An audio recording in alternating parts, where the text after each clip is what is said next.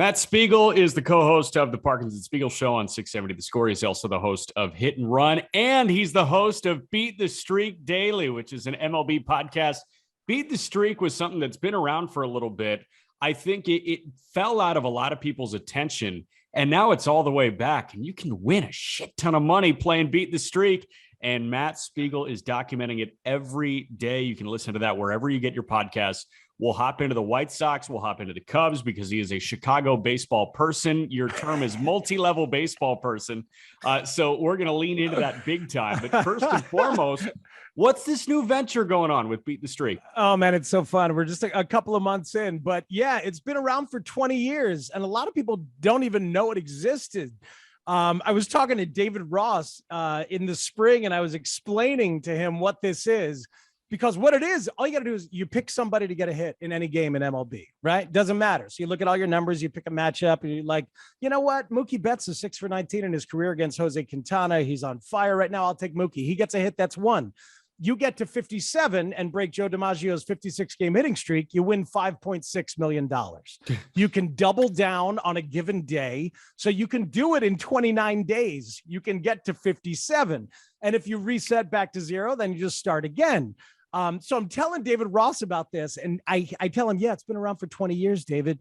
First, the prize was $100,000. Nobody won.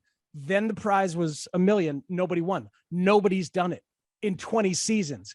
And he goes, are you fucking kidding me? That's how hard hitting is. We can't even fucking do it. But you motherfuckers can't even pick anybody to do it. God damn it.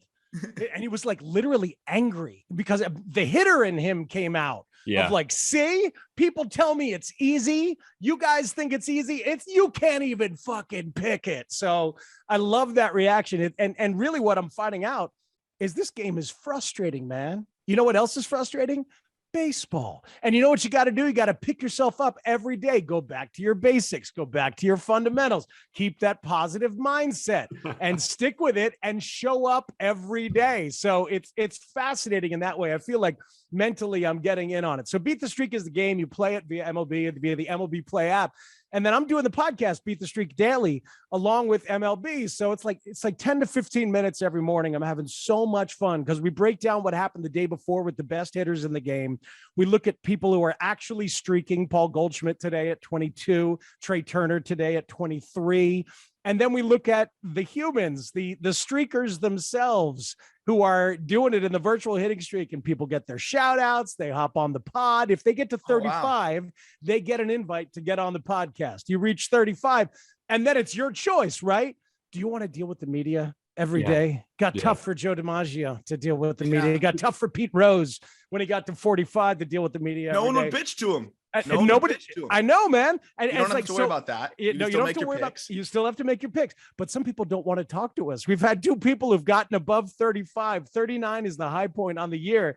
And they've turned us down because they don't want to deal with the spotlight and like the glare of it, because the stress is real when you're getting up there, right? The stress would feel real, like it felt to Pete, like it felt to Paul Molitor, to Jimmy Rollins, to Luis Castillo, and all these actual streakers. Luis Castillo. I love that. I grew up a Marlins fan, so I love the Castillo shout out. I was going to say, though, if you just picked Goldschmidt and Trey Turner for the last 22 games and just did a double down, you'd be almost there, right? Yeah, you'd be there. But what are the odds of them getting to 22 and 23? Here's of course, the thing. It's very slim, very slim. I'll tell you this much. In Beat the Streak, more than 300 people get to 30 every year. 300 people get to 30, okay? Do you know how many people have ever gotten to 30 in Major League Baseball in the entire history of the game? 55. Ooh. 55. That's it. That's what we're talking about. It's freaking bananas, man. Just how difficult it is. So you can't just ride a streaker. You got to get a little bit creative. So I'm having so much fun with stats, guys. I'm looking at hits per 9, of course, for opposing starting pitchers. Patrick Corbin is a perfect profile. Oh, German Marquez too? Yes. Marquez. But here's the thing about Corbin. He's getting paid a lot of money. Yeah. He's on a really shitty team. Yeah. He is being told to go out there and wear it every time he goes. Yesterday, 4 1/3 gave up 12 hits. 9 different Mets got a hit. That's what I'm looking for.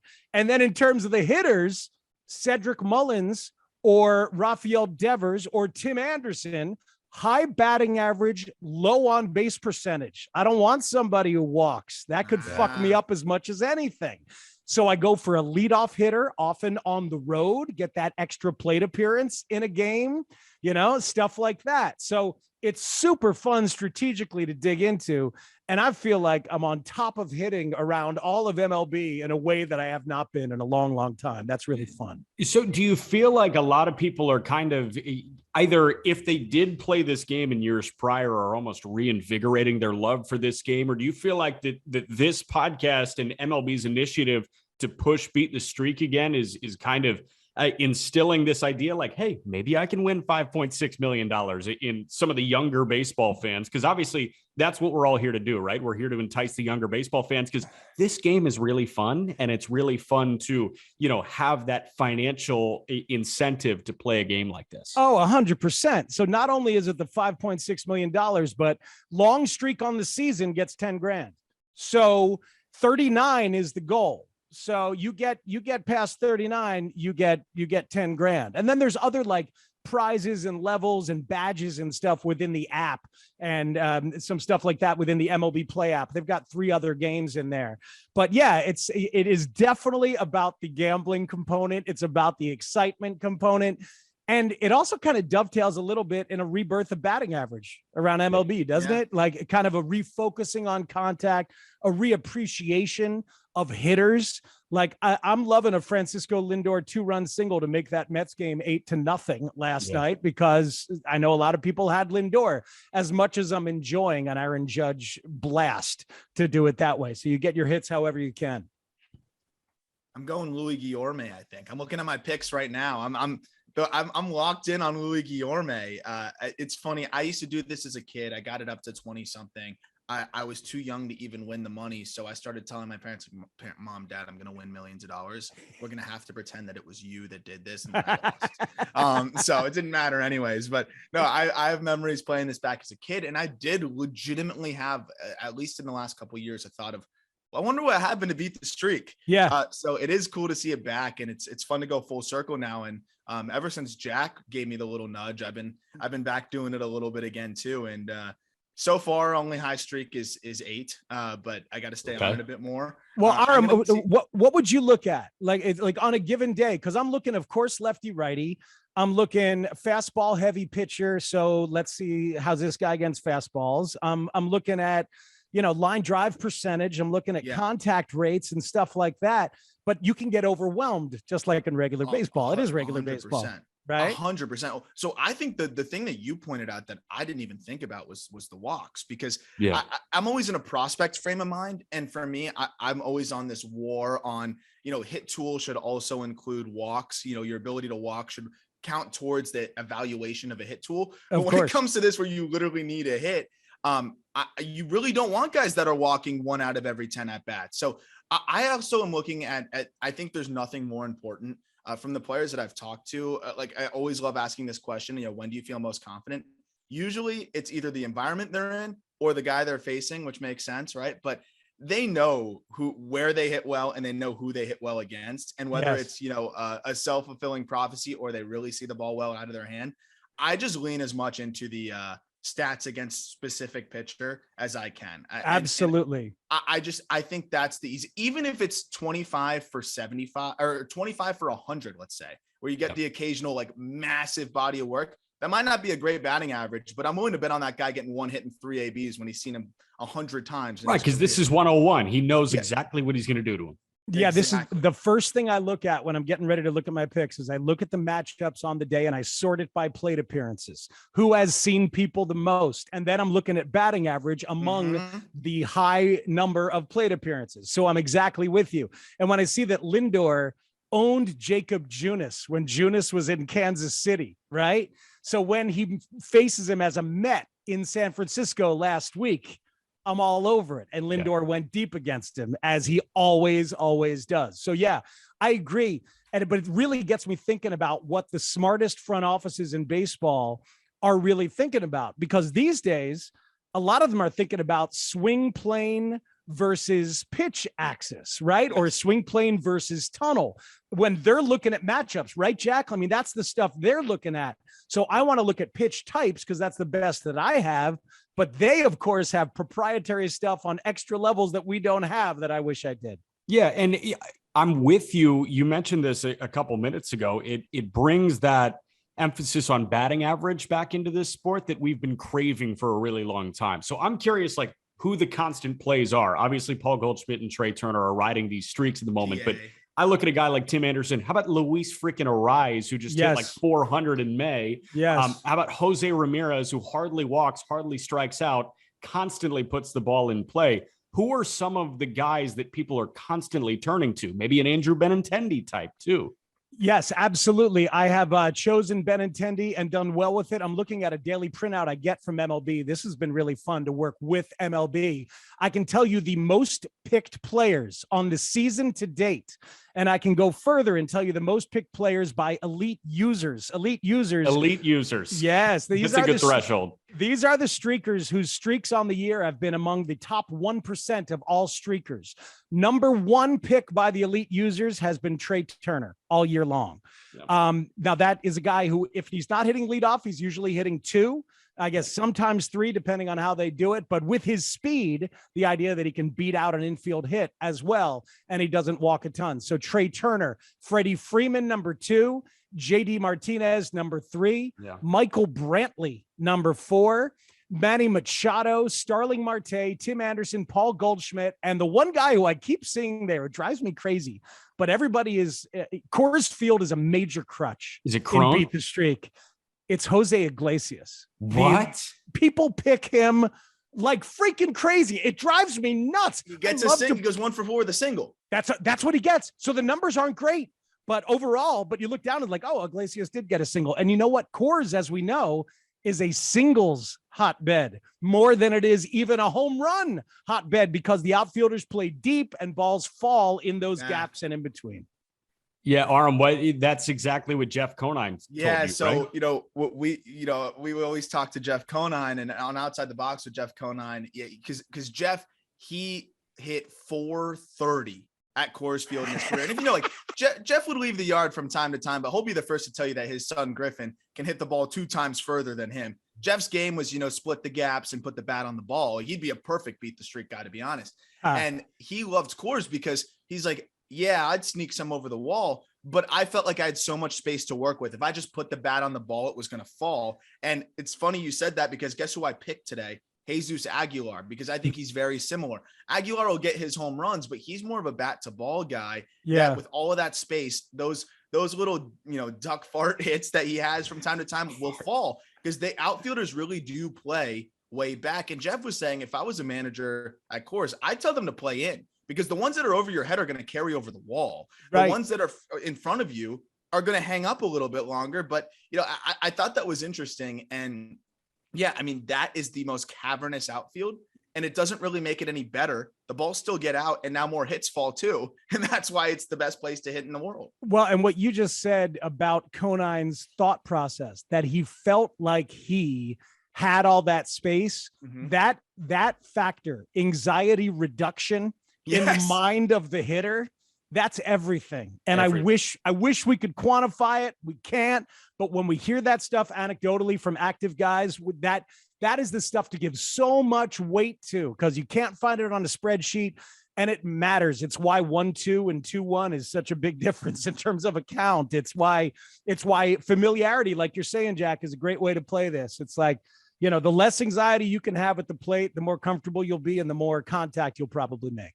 Before we move on to the White Sox and Cubs, real quick, again, can you tell us where we can find this podcast? Beat the Streak Daily. Inside the Hits is the podcast. It's on Apple. It's on Odyssey, which is my company that has The Score and all other sports radio stations, or not all, but a lot of other sports radio stations. You can find it everywhere. And you can also find it within the app. Just go to the MLB Play app. And if you're playing Beat the Streak, there's a little drop-down menu and our podcast link is right there. So it's fun. 10 to 15 minutes every morning, just getting you up to date and getting you ready for the day. And we give you lots of picks at the end. And you were listening to what? You were listening to FAN in New York, and you heard listen to Beat the Streak Daily with Matt Spiegel, right? Dude, I've got a buddy who does middays in San Francisco. He texted me and he said, I'm tired of hearing about Beat the Streak. I have a buddy in Seattle who does afternoons. You know, these are all like my radio grad school pals who worked at different networks throughout the country. I'm tired of hearing about this, man. I got my uncle was running in Philadelphia. He's like, what the hell's going on here? So yeah, they're trying to get it out there, but I need the kids, man. I used to be a kid. I need you guys. Yeah. Damn it. Well, and the kids love the splits these days. And I'll say this, like, this is the last point I want to make on this is you gotta look at the ballpark. And if you don't think that it makes that much of a difference, yes. I have Jeff's splits at Coors. Yeah. 4-0. This was in 24 games, 103 plate appearances. 407, 466, 769 slash line. That's a crazy 35 OPS. If you don't think that the ballpark makes a difference, and also that's not including the 12 games at Mile High where he hit 440, 472, 820. Wow. Wow. So that must just be mindset of I'm up here in the thin air. No, there's a hit probability tool within the app where they have 67% to get a hit is Paul Goldschmidt today. And I had the guy who designs the algorithm on the podcast, and he said the number one thing they look at is handedness. The number two thing they look at is park factor. That's number two right away. So they start there and then add everything else from that point. Makes all the sense in the world. Makes sense. Let's talk White Sox, because if you pick a White Sox, you might be in a good position. They have the second fewest strikeouts of any team in Major League Baseball. They have the fewest walks of anybody in Major League Baseball. I disagree, because your player could get injured first AB. And then good call. What's going on with the team that you cover in your town, man? I mean, obviously, I grew up a White Sox fan. And Moncada has been hurt. I saw Vaughn pump 2 out in a rehab assignment in Charlotte.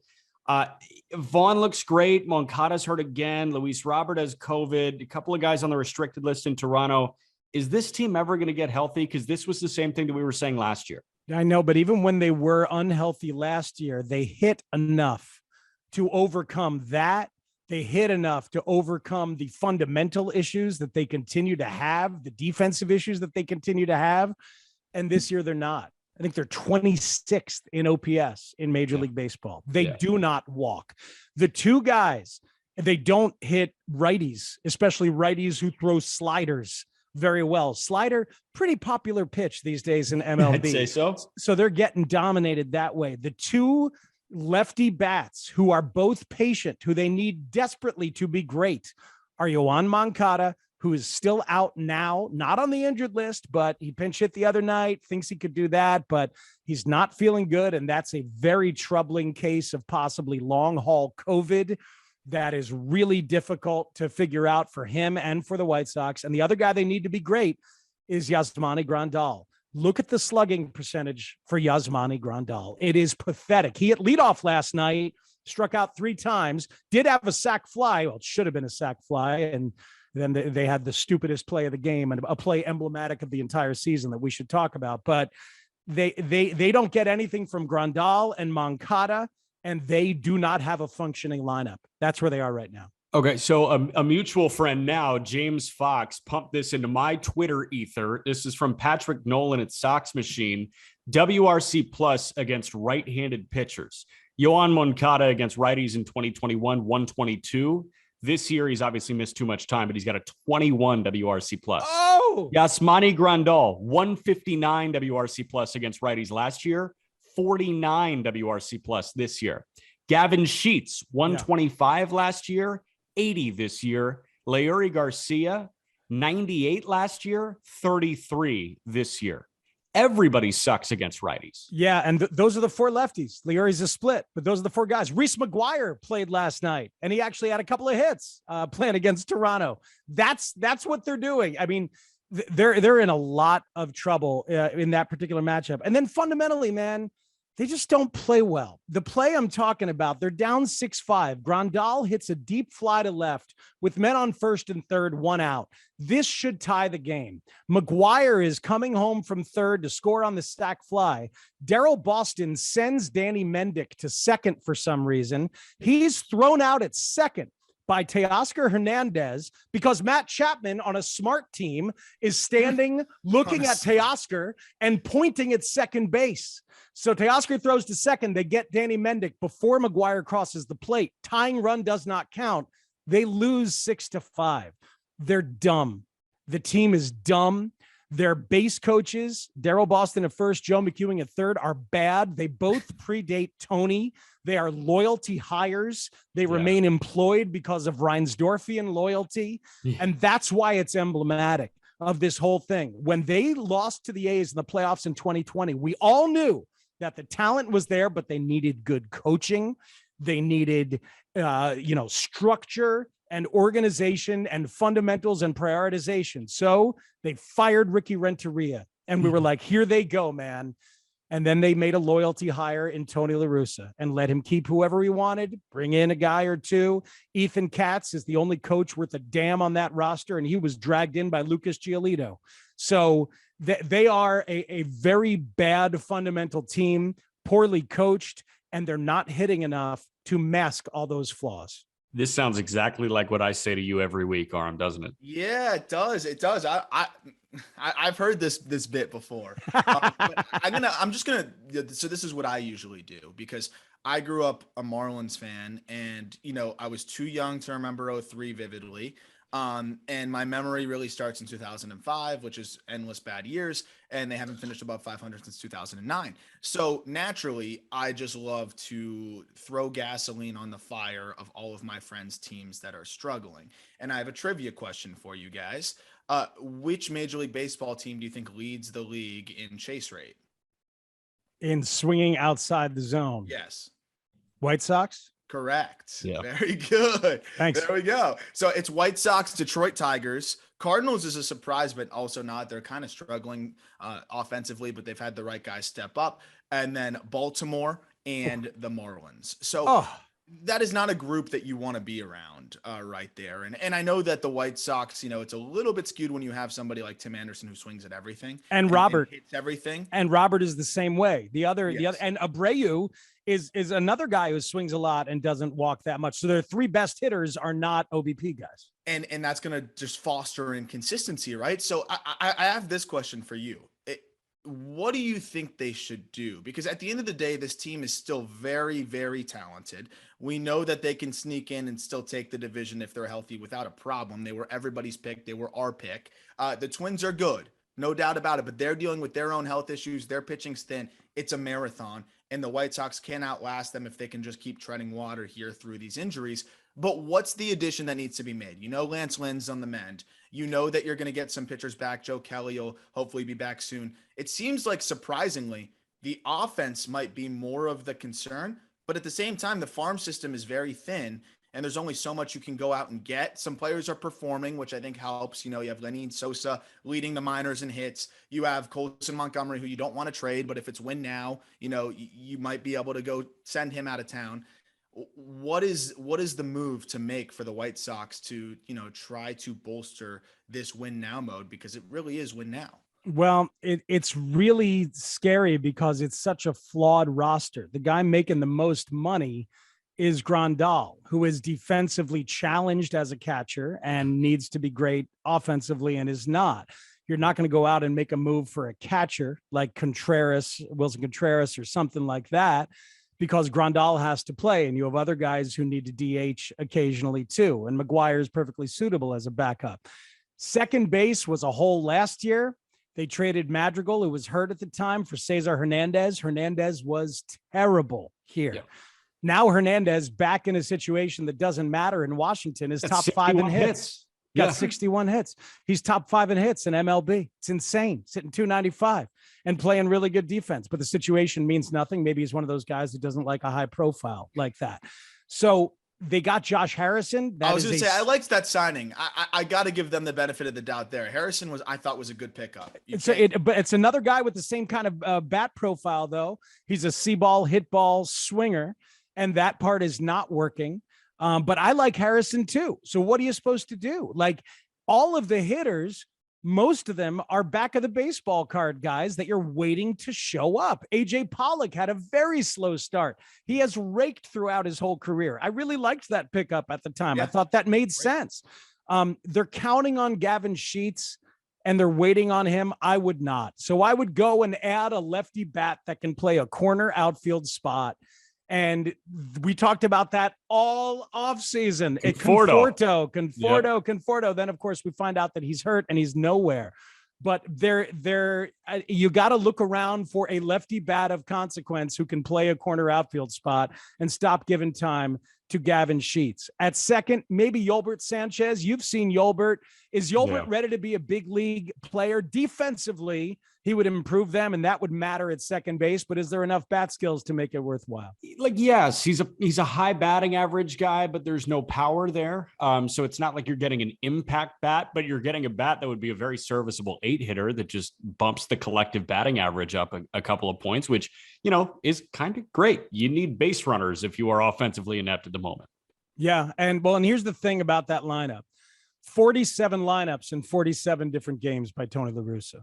I don't know that I've ever seen anything like it. Whoa. I don't know that I've ever seen anything like it. And his move is to put guys who don't deserve it in situations where he wants them to rise to the challenge. And Leary Garcia hitting 2, stuff like that.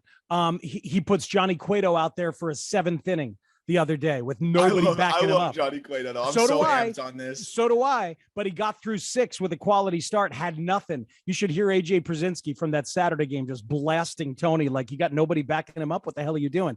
He puts guys, and Cueto's been great, but it's irrespective of whether they're kids or veterans. He tries to show them confidence. And the side effect is that eventually you can just blame the players and say, "Oh, they didn't do it. They didn't do it." Tony, I gave him a chance. He didn't rise to the occasion. What a shame. What a shame. Well, speaking of rising to the occasion, Jack, this is a question for you too.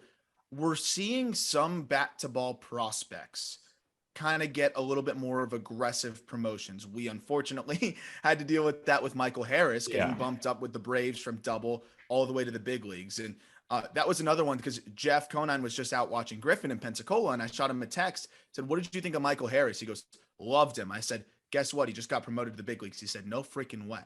Like, he loved him and he was still floored. The reason why I'm using that as a lead in here is Juanin Sosa. I'm going to bring him up one more time on this episode. He's hitting 341, 396, 562 in AA with 10 home runs. He's striking out 14% of the time. I am adamant that AA right now is not far off from AAA. The big leap is from high A to double, in my opinion, depending on certain matchups, certain day. But for the most part, AA is as tough as it is anywhere. The guy's hitting 310 against fastballs, 341 against breaking balls, and in a small sample size, 615 against changeups. He's seen 55 of them this year. Wow. At what point do you consider bringing a guy up from double? Yeah, well, I think you're pretty close. We're 2 months in. We've passed the Memorial Day tent pole. Their run differential, I think it's the 4th worst in the American League. That sounds right. They kind of are who they are at this point. And as we all wait for the bats to come around, you're wasting Cy Young caliber from Dylan Cease. Yeah. You're wasting Michael Kopech breaking through and being better than you dreamed in terms of the efficiency. The efficiency as well as what's happening with Kopech. You're wasting a lot, and they're wasting so much money in that bullpen. That's another part of this roster construction, which is troubling, is they spend a lot of money on Joe Kelly, a lot of money on Kendall Graveman, and a ton of money on Liam Hendricks, and it's not really working out. But I think it's worth considering, and I don't think anybody's brought it up locally. So if I do, I'll steal it from you, but maybe I'll appropriate. Hey, whatever you want. I'm always going to be a twerp about prospects and trying to force them all up to the big leagues. Well, no, but you raise a good point about AA being, a different thing than what it used to be, and recent baseball history is littered with. Look, if they're ready, bring them up and let's see. And if they are, then they can help. So why the hell not? So it would take some gonads to do that. It also took some serious gonads to DFA Dallas Keuchel. And I know like everybody was talking about it, right? Like writing on the wall for Dallas Keuchel. He's no good anymore. You gotta cut ties while you can. That's a lot of money that you're just kind of throwing away there. But they did it for the betterment of the White Sox organization. How do you fill those starts? I know Lance Lynn just went 3 scoreless in Charlotte a couple days ago. But is it Davis Martin, who we talked about on your station with Hit and Run, who we loved? I texted Aram right before I saw Davis Martin start against Indianapolis, and he was like, damn, that stuff looks good. Like on paper, we'll see. And all the pitches work off each other well. Is it a Davis Martin? Is it Johnny Cueto? Like, what's going on in the starting rotation? It's Cueto. It's Vince Velasquez, who is stretched out, and they're going to keep stretched out. And they actually did a really nice job. Katz and Velasquez did a really nice job collaborating on a reallocation of his stuff that worked for a while. So they feel pretty good about him as a spot starter, and it's absolutely Davis Martin. I think those three let them feel like, even with the desire to let Kopech have 6 or 7 days every once in a while, which is what he had before the Sunday night game, was 6 days, and he was at his best, and they don't think that's a coincidence. So even with that desire, and with Lynn not being back in full, those 3 guys at the bottom end make them feel fine about DFA and Keuchel. One thing about the Keuchel DFA that you guys would appreciate, because I learned this from John Lester, watching a guy endlessly work to recreate himself and reinvent himself if need be towards the end of his career. Hell, last year in St. Louis, John Lester learned some stuff from Adam Wainwright and Mike Maddox and had an incredible 6 or 7 start run in St. Louis, all of a sudden throwing the sinker more than he ever had in his life after talking with those guys and being open-minded. And then he retired. Yeah. Dallas Keuchel has spent the last 2 years trying to be the exact same guy he's always been. Same freaking guy, side to side on the corners of the strike zone, keep everything low, get the weak contact. They've been trying to work with him to reinvent his slider, to think about allocating his stuff differently, to change his sequencing. He's been stubborn, and stubbornness will eventually kill you. And that's what killed him. Adapt or die. Adapt or die. Yep. We make fun of his Instagram name too, Kid Kike. That's not a good Instagram name at all. I don't like saying it. I'm Jewish, so I feel okay. But yeah, me too. I know. I do get uncomfortable saying it too. I'll be honest.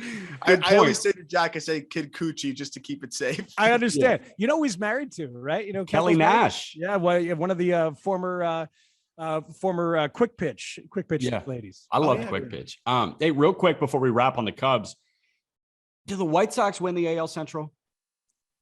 I've been saying yes. I am struggling to say yes this week after seeing TA go down, and it is a best case scenario. Looks like 3 weeks, 2 weeks out, and then a rehab stint.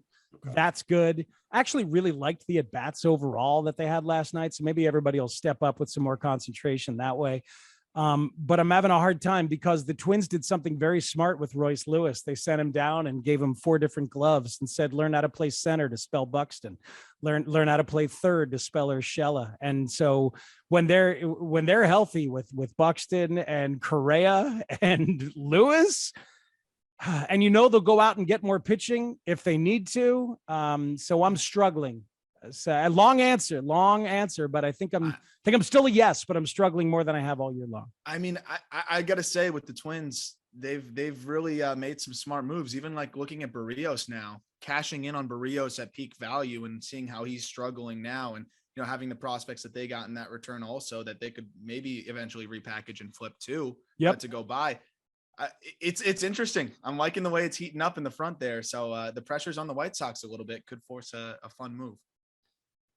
2 no-nos in question asking, yes or no questions, which I just did, and then vague ask questions, which I'm about to do right now. Oh, I like those. What's the Cubs' plan right now? I'll tell you what it is. Yeah. It's not a rebuild. It's a build. Okay. They are trying to middle it. And the way that they got there is kind of reverse engineered, looking at the league and thinking to themselves, I don't think tearing it down to the studs right now in this particular environment is going to work the way it did last time. And the fact that they don't want to do that from a business perspective. So they're middling it. They're taking this season to check out several different guys. That list includes Frank Schwindel and Patrick Wisdom and Rafael Ortega and a whole bunch of other guys. But they also signed Stroman and they signed Suzuki because if you can find value on a multi-year deal, they're not going to wait for that because they have the money to do it. They're still 14th in payroll. Yeah. Next year, they'll be back up to top 5, I do believe. They'll DFA Jason Hayward before next year, and that money will get reallocated. I think this is 1 year of not prioritizing winning on the big league level when they did that for 3 seasons. And the White Sox did that for 3 seasons. And the Astros did that for 4 seasons. This is a build. And it's going to be ugly as heck this year. And by the deadline, they should know. Is Patrick Wisdom a keeper? I actually think yes. Schwindel's not. Ortega's not. Is Christopher Morel on an 11-game hitting streak somebody who's going to surprise as a prospect? Maybe. Nelson Velasquez will get a shot to surprise. Caleb Killian will be here soon. Meanwhile, Pete Crow Armstrong, aggressive placement at Daytona, killed it there, just got promoted to High A South Bend 2 days ago. So they're being very aggressive in the system. Canario, who I know you've seen, Jack. Alcantara with a bomb last night that's making the rounds.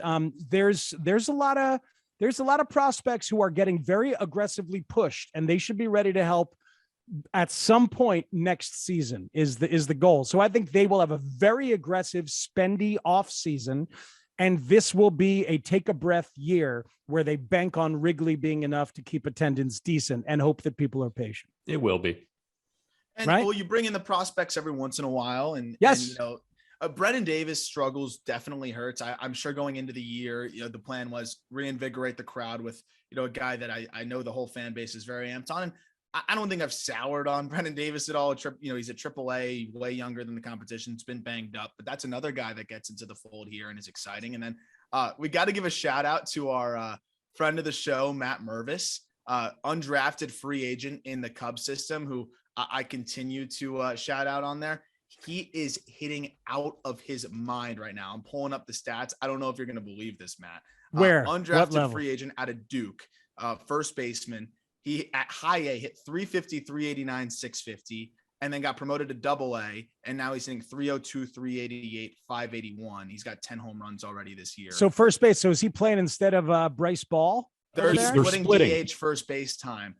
I'm bringing up Mervis for one reason. This entire system's hitting top to bottom. And I think that's a really good point that you bring up, that it's like, let's take a year to see how things are going from top to bottom. The lower level prospects are performing. The mid-level prospects, you're comfortable enough to force them up. Now you have a better idea. Now what do? Do you trade Ian Happ? Do you cash in on your relievers? Or are you continuing to just push forward and see how things go? What is their move here at the deadline, assuming that they continue to sputter a little bit, hang around 10 games under 500? Do they trade Ian Happ? Do they cash in? Or do they keep those pieces and see which prospects kind of matriculate, to the big leagues? Happ is an interesting one. Happ rededicated himself defensively, been real good and left. He's played some center, and he takes pride in guiding some of the kids. He's also the union rep. He's a super thoughtful dude. He's That's a tie. Awesome. He's part of the bridge, the connecting thread to the 2016 team, because he's raised up by the likes of Rizzo and others. So I suspect they will try and find a way to keep Happ, but he's very smart, and I don't know if he's going to negotiate with them or not. And he just watched all his good friends eventually get dealt when they could not negotiate extensions. So it's very interesting. I think Wade Miley is a sign and flip. I think Drew Smiley is a sign and flip if he comes back healthy at all. I think David Robertson is a really good sign and flip. Yes. I think that other people in that bullpen will be available. They believe Givens. That they can create and craft a bullpen. Givens is an excellent call. They believe that they can create and craft it.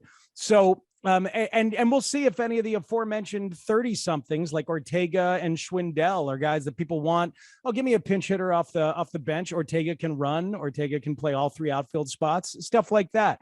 I think they'll be aggressive trying to keep stocking the system even on a lower level at the deadline. One shout out to Theo Epstein, whose overall plan did not work in large part because they did not draft well. So, I mean, of course it worked. They won a World Series, but sustainability didn't happen. But one shout out, he knew that they were messed up. About 3-4 years ago, he looked and said, we have fallen behind. And he got rid of Jason McLeod, brought in Dan Kantrovitz as the new director of scouting and development. He brought in Justin Stone from the outside as the director of hitting. He brought in Craig Breslow, made him the director of pitching. Loved Breslow in Boston. big time turnover in scouting, development, philosophies, and he did that before he left. So they knew that they had that to clean up, and they have aggressively cleaned it up and are going to be much healthier long-term because of it. Leave something better than how you found it. Mervis said the same thing.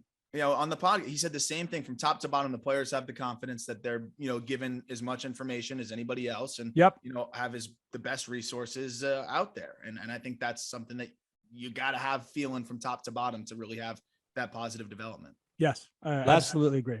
Last thing from me at the big league level, Wilson Contreras is up after this year. He just turned 30. He's having a great year.